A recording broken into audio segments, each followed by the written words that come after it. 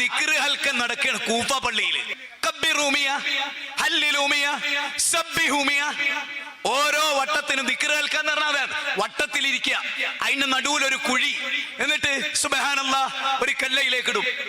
ഇത് കണ്ട അബൂ മുസല്ല ശരി പള്ളിയിൽ നിന്ന് ഇറങ്ങിയ ഒരു ഒറ്റ ഓട്ട അബ്ദുല്ലാഹി ഇബ്നു മസ്ഊദിന്റെ വീട്ടിലേക്ക് അടിച്ചത്. വീട്ടിലേക്ക് അബ്ദുല്ലാഹി ഇബ്നു മസ്ഊദ് ചോദിക്കുക, അവർക്ക് അവരെ പാപം എണ്ണിക്കൂടായിരുന്നോ? ചെന്നിട്ട് അവരോട് മുഹമ്മദ് നബിയുടെ ഉമ്മത്തെ എങ്ങക്ക് എന്ത് പറ്റിപ്പോയി? ഈ കല്ലുകൊണ്ട് ദിക്ർ പിടിച്ച ദിക്ർ ഹൽക്കന്റെ ആളുകൾ അവരെ കല്ലെടുത്തെറിഞ്ഞു, അബ്ദുല്ലാഹി ഇബ്നു മസ്ഊദ് ഓടിച്ചു എന്ന് ഒരു റിപ്പോർട്ട്. രണ്ടാമത്തെ റിപ്പോർട്ട് എന്താ അറിയോ? ദിക്ർ ഹൽക്ക സംഘടിപ്പിച്ച പള്ളി അബ്ദുല്ലാഹി ഇബ്നു മസ്ഊദ് പൊളിച്ചു മാറ്റി. മൂന്നാമത്തെ റിപ്പോർട്ട് എന്താ അറിയങ്ങള്?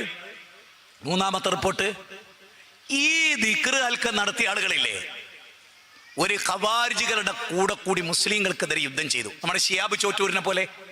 ഞാനത് നേരത്തെ പറഞ്ഞ ഓൻ ആദ്യം എവിടെ എത്തിപ്പെടുക? ഓ മാത്രല്ല, നിങ്ങൾ നോക്ക്, ബറയിൽവികളെ നോക്ക്, സൂഫികളെ നോക്ക്, കേരളത്തിൽ നിന്ന് പോകുന്ന ഉസ്താദിനെ നോക്ക്, ഒക്കെ RSS ആയിട്ടുള്ള ബന്ധം.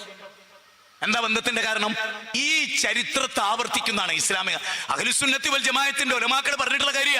ഓർക്ക് ബന്ധം ഇങ്ങനത്തെ ആളുകൾ ഇസ്ലാമിന്റെ ശത്രുക്കളോട് ഒരു ചേരും.